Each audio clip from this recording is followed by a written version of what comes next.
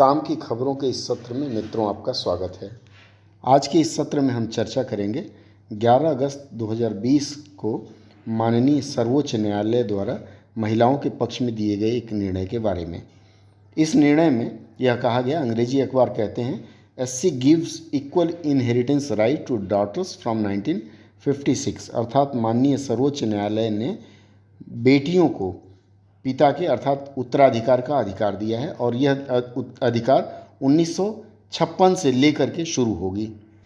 इस अभूतपूर्व ऐतिहासिक फैसले का निर्णय दिया है माननीय न्यायाधीश अरुण मिश्र, एस अब्दुल नज़ीर एवं एमआर शाह के न्यायाधीश पीठ ने या न्यायपीठ ने।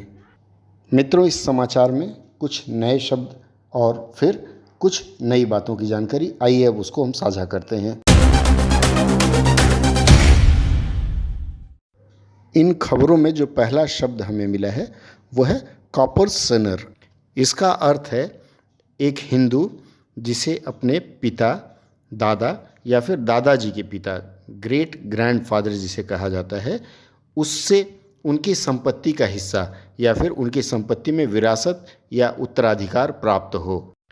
अब इसमें जो ध्यान देने वाली बातें हैं वह है हिंदू सक्सेशन एक्ट 1956 अर्थात हिंदू उत्तराधिकार अधिनियम 1956। ध्यान रखिए, यह अधिनियम केवल हिंदुओं के लिए है, इसलिए मुस्लिम, क्रिश्चियन, पारसी या ज्यूज़ अर्थात यहूदियों पर यह नियम लागू नहीं है। इस उत्तराधिकार नियम के अनुसार विवाह के बाद भी लड़की अपने पिता की संपत्ति में समान उत्तराधिकारी होती है तथा उसकी मृत्यु के बाद उसके बच्चे उसके हिस्से की संपत्ति के उत्तराधिकारी होते हैं। पर यहीं इस नियम में जो सबसे बड़ी कमी थी, इसका सेक्शन 6 अर्थात खंड 6 या धारा 6 में जो कमी थी उसमें यह था कि यदि लड़की के पिता की मृत्यु हो जाती है तो वह पिता की मृत्यु के बाद उस संपत्ति में बंटवारे के लिए दावा नहीं कर सकती या उस संपत्ति में अपने अधिकार का दावा नहीं कर सकती। यह विवरण हिंदू उत्तराधिकार अधिनियम 1956 में है। हिंदू सक्सेशन एक्ट 1956 के अनुच्छेद 6 या कह लें कि धारा या खंड 6 में था। 9 सितंबर 2005 के निर्णय के अनुसार इसमें परिवर्तन किया गया और माननीय सर्वोच्च न्यायालय ने यह निर्णय दिया था कि लड़की भी पिता के संपत्ति में हिस्सेदारी का दावा कर सकती है। अपने इस निर्णय को माननीय सर्वोच्च न्यायालय ने विगत 11 अगस्त सन 2020 को पुनः एक बार पुख्ता कर दिया, अर्थात उन्होंने यह निर्णय दिया कि नहीं, लड़की जब भी चाहे संपत्ति में बंटवारे का दावा कर सकती है, चाहे वह विवाह के बाद ही क्यों न हो। इस निर्णय में एक और शब्द आया, मिताक्षरा। दरअसल यह संस्कृत का एक शब्द है। याज्ञवल्क्य ऋषि हुआ करते थे, उन्होंने अपने पुस्तक में लिखा हुआ है, उनकी लिखी पुस्तक है मिताक्षरा, जिसकी रचना 11वीं शताब्दी में हुई थी। यह ग्रंथ जन्मना अधिकार अर्थात जन्म लेने के बाद जो आपका उत्तराधिकार होता है, इनहेरिटेंस बाय बर्थ के सिद्धांत के लिए प्रसिद्ध है। हिंदू उत्तराधिकार के संबंध में भारतीय कानून में 2 मान्यताएं हैं। पहली मान्यता है दाय भाग मत, यह बंगाल और असम में लागू है। इसके बाद जो मिताक्षरा है यह शेष भारत में लागू है। इसके अनुसार प्रत्येक व्यक्ति जन्म से ही अपने पिता की संयुक्त परिवार की संपत्ति में हिस्सेदार होता है और यह सबके लिए लागू होता है। इसी को आधार बनाकर माननीय सर्वोच्च न्यायालय ने अपना निर्णय दिया।